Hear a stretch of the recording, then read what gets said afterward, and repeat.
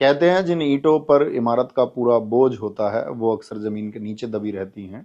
नींव के पत्थर कभी इस बात का शोर नहीं मचाते कि उन्होंने कितनी मंजिलों का भार उठाया है। वो बस अपनी बनाई हुई इमारत को देखकर भीतर ही भीतर मुस्कुराते हैं। पिछले कुछ दिनों से आप लोगों के बहुत से संदेश मुझ तक पहुंच रहे हैं। कुछ हलचल है, कुछ बदलाव है जिन्हें देखकर आप प्यारे साथी थोड़े परेशान हो रहे हैं। आपको मैं एक छोटी सी कहानी सुनाना चाहता हूँ। एक बार एक माली ने एक बंजर जमीन पर एक पौधा लगाया। उसने अपने दिन का चैन और रातों की नींद सब कुछ उन पौधों की जड़ों में डाल दी। अपना सब कुछ दांव पर लगाकर अपना सारा वक्त उस नन्हे से पौधे को दे दिया ताकि वो पौधा एक विशाल बरगद का पेड़ बन सके। और वो पेड़ बना इतना विशाल कि उसकी छांव में हजारों लाखों मुसाफिरों, प्यारे साथियों को सुकून और अपना लक्ष्य मिलने लगा।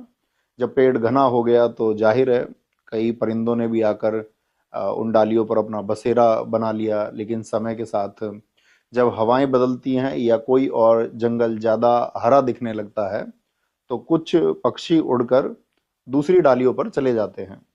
जिस वजह से अक्सर लोग उस माली से पूछते हैं कि क्या तुम्हें दुख नहीं होता कि तुम्हारे बनाए पेड़ से पंछी उड़ रहे हैं।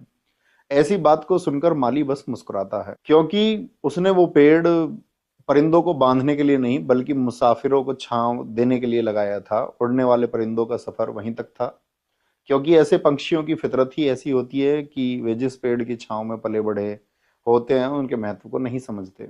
लेकिन वो जड़ें आज भी उस माली के पसीने को पहचानती हैं। इसलिए मेरे प्यारे साथियों, आप मुसाफिर हैं, आपको अपनी सफलता के मंजिल तक पहुंचना है। कौन सी डाल से कौन सा पत्ता टूट रहा है, कौन सा पंछी उड़कर किस पेड़ पर जा बैठा है, इसमें अपना कीमती वक्त जाया मत कीजिए।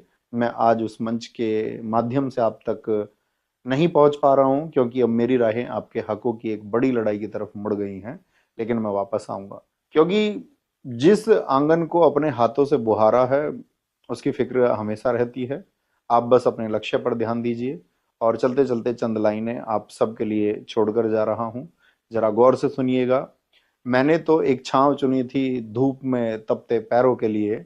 वो दरख्त लगाया था मैंने बस आने जाने वालों के लिए। अब शाखों से उड़ते पंछियों पर मैं भला क्या मलाल करूं, जो अपनी फितरत से मजबूर उन पर क्या सवाल करूं। हमें कोई मलाल नहीं दरख्त की किसी साख के खाली हो जाने से। हमारी फिक्र तो बस इतनी है कि कोई मुसाफिर, कोई प्यारा साथी ना भटके अपने ठिकाने।